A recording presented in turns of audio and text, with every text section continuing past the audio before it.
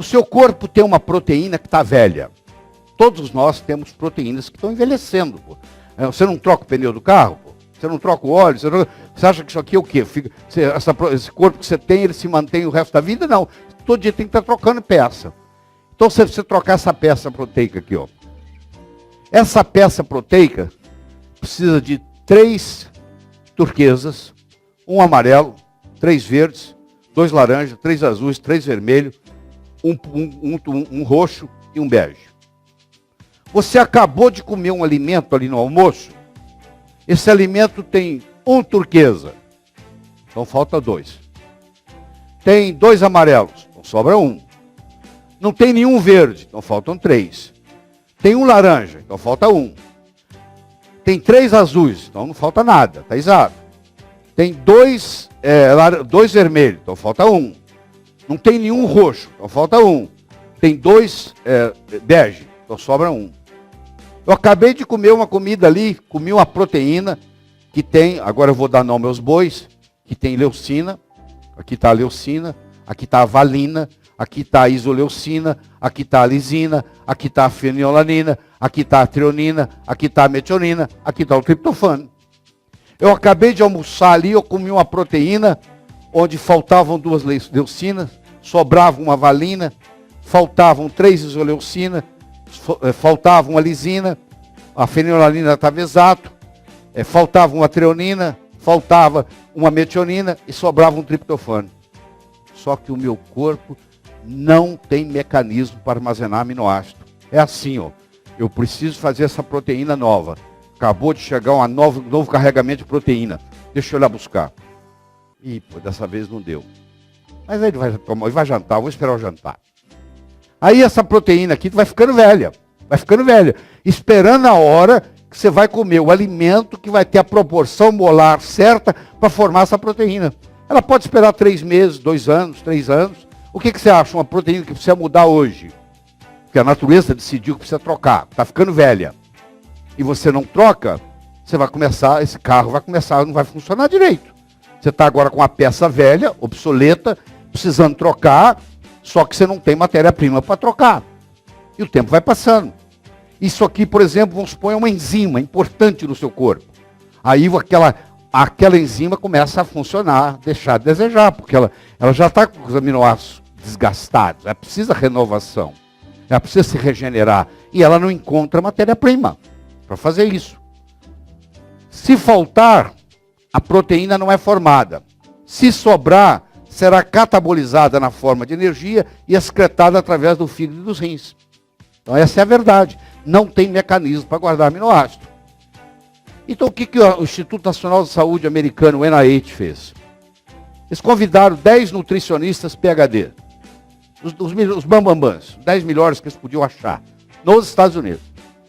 Trouxeram eles para Bethesda, Maryland, Bethesda, e aí disseram, ó, vocês vão ter 90 dias para montar a melhor dieta que vocês possam montar para um ser humano. Vocês são todos PhDs, todos especialistas, vocês vão ter 90 dias para montar a melhor dieta que se pode montar para um ser humano. Boa sorte. 90 dias depois, eles trouxeram a melhor dieta.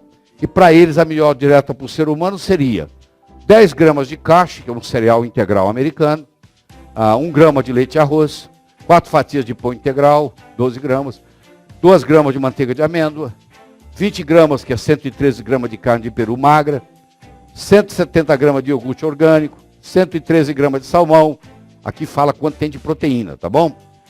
Feijão verde, 2 gramas, batata doce cozida, 2 gramas, sorvete de coco.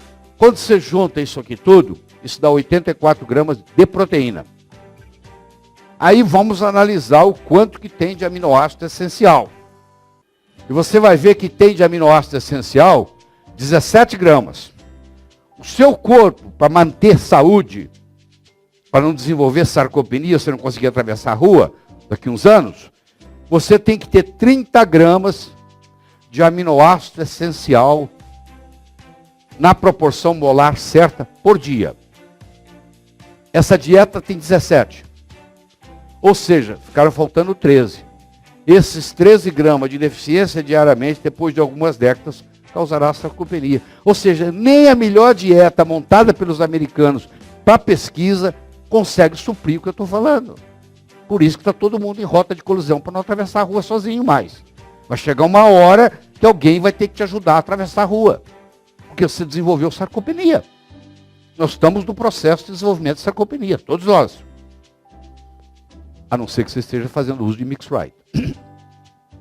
Aí, aqui está o marasmo. O que é o marasmo? É uma deficiência proteica grave, tão grave que a pressão oncótica caiu, certo? E agora você está faltando, você cria até edema por falta de pressão oncótica. A pressão osmótica da proteína, você lembra, chama pressão oncótica. Aqui está um caso de marasmo.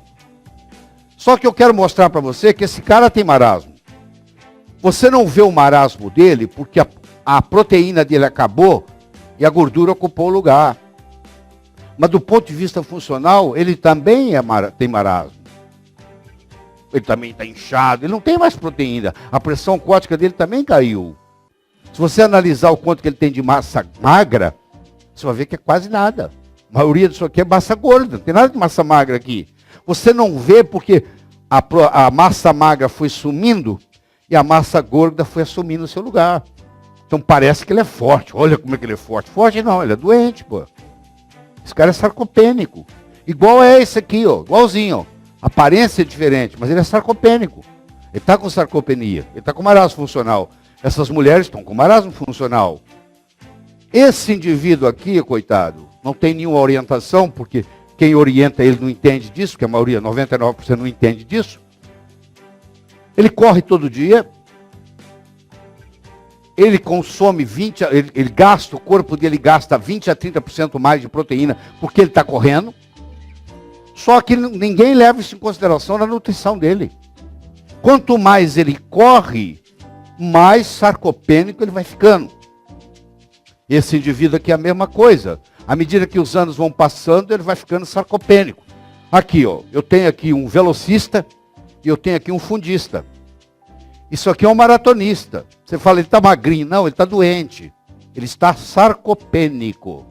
Ele correu, acabou a musculatura dele, ele vai murchando. Por quê? Ele fez esporte e não se supriu de proteína necessária. Porque ninguém sabia orientar ele a fazer isso. Então ele vai desenvolvendo uma sarcopenia generalizada, até que um dia ele não aguenta mais. Ele cansa, ele para de fazer, de correr porque ele não aguenta. Porque ele agora está sarcopênico. Olha a diferença desse sarcopênico para esse indivíduo aqui que é um velocista. Ele tem velocidade, ele estimula o mTOR, ele produz músculo, ele produz massa magra, ele é forte. Esse aqui tem massa magra, massa muscular. Esse aqui não, esse é sarcopênico, ele está doente. E todo mundo está caminhando para isso. Por quê? Primeiro que você não ingere a proteína que deveria ingerir. Segundo, você não ingere a proteína na proporção adequada que deveria ingerir. Hã? Então o que acontece com você? Você está no mesmo caminho. No mesmo caminho deles. A grande maioria das dietas é deficiente em aminoácidos essenciais, essa é a grande verdade. A longo prazo isso leva a uma perda de massa magra e sarcopenia. A perda de massa magra resulta na diminuição do turnover proteico, perda muscular, declínio hormonal, imunossenescência, o seu sistema imunológico deprime, porque ele precisa de enzimas para trabalhar, osteopenia, redução das enzimas para detoxicação hepática, o seu fígado já não funciona bem, para digestão, você não tem enzimas para digerir os alimentos, produção de ATP e regeneração celular. Eu dou um nome para isso. Sabe como é que eu chamo isso? Envelhecimento prematuro.